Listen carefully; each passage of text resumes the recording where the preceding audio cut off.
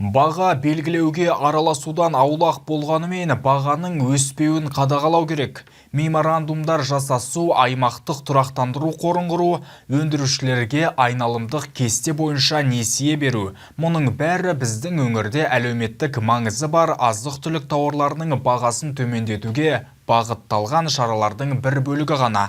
Толығырақ тілші бейнематериалында.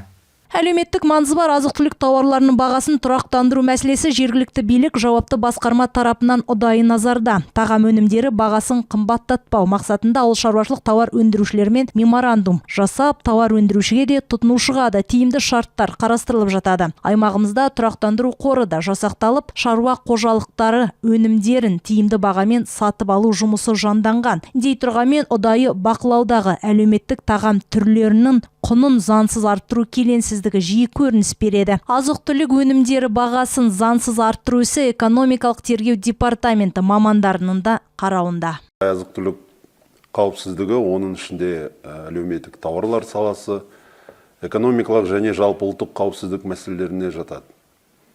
Сондықтан біз әлеуметтік маңызы бар тауарлардың бағалары тұрақты негізде талдап, басқа құзырлы органдармен бірлесіп, алдын ала шаралар қолдауға тырысамыз.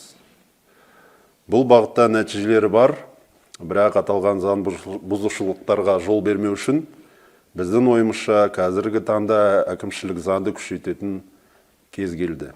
Заңның олқылықтысы сол, мәселен әкімшілік кодекстің 204 бабына сәйкес бірінші рет жасалған бұзушылық үшін саудагерге айыппұл салмайды, тек ескерту жасайды. Ал нақты айыппұл салмасы жай ескерту қомақты пайда табуды көздеп, бағаны әдейлеп көтеретін сауда-саттық саласы өкілдеріне тосқауыл болмайды. Қонысбек Ахметов осы ретте әлеуметтік маңызы бар тауарлар нарығында саудагерлердің жауапкершілігін арттыру керек деді. Және бұл ұсыныстар қарастырылуда екен. Халықаралық тәжірибені алсақ, бірқатар елдерде жалпы азық-түлік қауіпсіздігі туралы аталған заңдары қолданылады.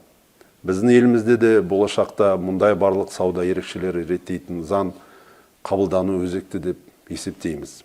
Қазіргі уақытта әлеуметтік маңызы бар азық-түліктер тізбесіне 19 тағам өнімі еніп отыр. Бұл тағам түрлеріне қатысты сауда ережелері сауда қызметін реттеу туралы заңмен реттелген. Және заң талабына сай ең шекті сауда үстемесінің мөлшері өндірушінің сату бағасынан немесе көтерме жеткізушінің сатып алу бағасынан 15%-дан аспауы тиіс. Алайда бұл бағыттағы заңсыздықты назарына алатын экономикалық тергеу департаментінің өкілдері үнемі бағаны жоғарлату фактілерін анықтайтынын атап өтті. Биылдың өзінде 30-дан астам сауда субъектісін жауапкершілікке тарттық, деді Владислав Ли. Осы ретте тұтынушы әлеуметтік маңыздағы тағам өнімдері бағасын ретсіз арттыру заңсыздығын анықтаса, сауда және тұтынушылардың құқықтарын қорғау департаментіне хабарласуына болады.